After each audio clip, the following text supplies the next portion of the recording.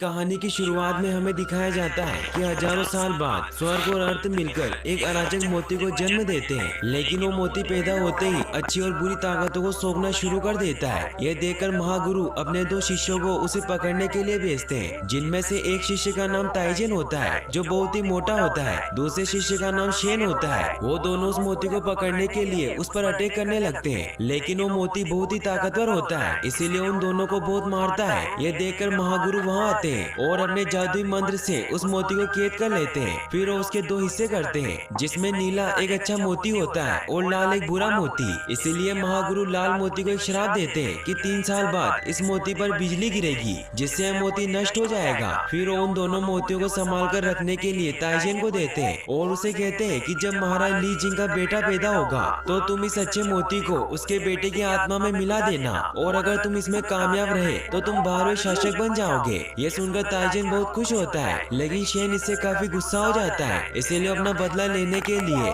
लिंग शेन के महल में पहुंच जाता है। वो एक षड्यंत्र रचकर स्प्लिट मोती को ताइजेन के पास से चुरा लेता है और वो डेमन मोती को भी आजाद कर देता है, जिससे वो मोती लिंग शेन की पत्नी हिन की बॉडी में समा जाता है, जिससे महारानी एक शैतान बच्चे को जन्म देती है, जिसमें आग की बहुत ही खतरनाक पावर होती है, जो पैदा होते ही पूरे गांव को तबाह करने लग जाता है। यह देखकर मास्टर ताइजेन अपने पास से रिंग निकालते हैं और एक मंत्र बोलकर उसे नेजा को पहना देते हैं, जिससे नेजा की शक्तियां कम हो जाती है और उसे मारने लगते हैं। लेकिन तभी महारानी आकर नेजा को बचा लेती है और मास्टर ताइजेन से कहती है कि मेरे बेटे को कुछ मत करो, क्योंकि एक माँ अपने बेटे को मरते हुए कैसे देख सकती थी। नेजा अपनी माँ को बाइट करता है, लेकिन हिन उसे प्यार से कहती है कि डरो मत, मैं तुम्हारी माँ हूँ और मैं तुम्हारा ख्याल रखूंगी, जिससे वो शैतान बच्चे का दिल भी पिघल जाता है। तभी वहाँ गाँव वाले महाराज से कहते हैं कि इस बाल दानव का जिंदा रहना हमारे लिए अच्छा साबित नहीं होगा, क्योंकि मनुष्य और दानव एक साथ नहीं रह सकते, इसलिए आप हमारी सुरक्षा के बारे में सोचिए। तो महाराज उन्हें कहते हैं कि इसमें इस बच्चे की कोई गलती नहीं है, वो तो खुद बदकिस्मती का शिकार है, इसीलिए हम इस बच्चे को नहीं खोना चाहते, और मैं इस बात का ध्यान रखूंगा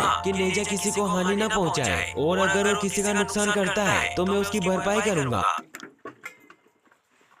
तो मास्टर ताइजेन कहते हैं कि अगर हम उसे जिंदा भी छोड़ देते हैं तो भी वो 3 साल बाद मर जाएगा, क्योंकि महागुरु ने डेमन मोती पर श्राप दिया है कि 3 साल बाद उस पर बिजली गिरेगी। इससे रानी हिन बहुत परेशान हो जाती है। तो राजा कहते हैं कि मैं महागुरु से प्रार्थना करूंगा ताकि वो इस श्राप को हटा ले। वहीं हमें शेन को दिखाया जाता है जो उस स्प्लिट मोती को लेकर समुद्र की गहराई में जाता है, जहाँ सभी ड्रैगन कैद होते हैं। शेन उस मोती को ड्रैगन के राजा के अंडे में मिला देता है, जिससे बेहद ही शांत और ताकतवर बच्चे का जन्म होता है, जिसका नाम वो एओ बिग रखते हैं। वो ड्रैगन शेन को कहता है कि तुम मेरे बेटे को ट्रेन करोगे, जिससे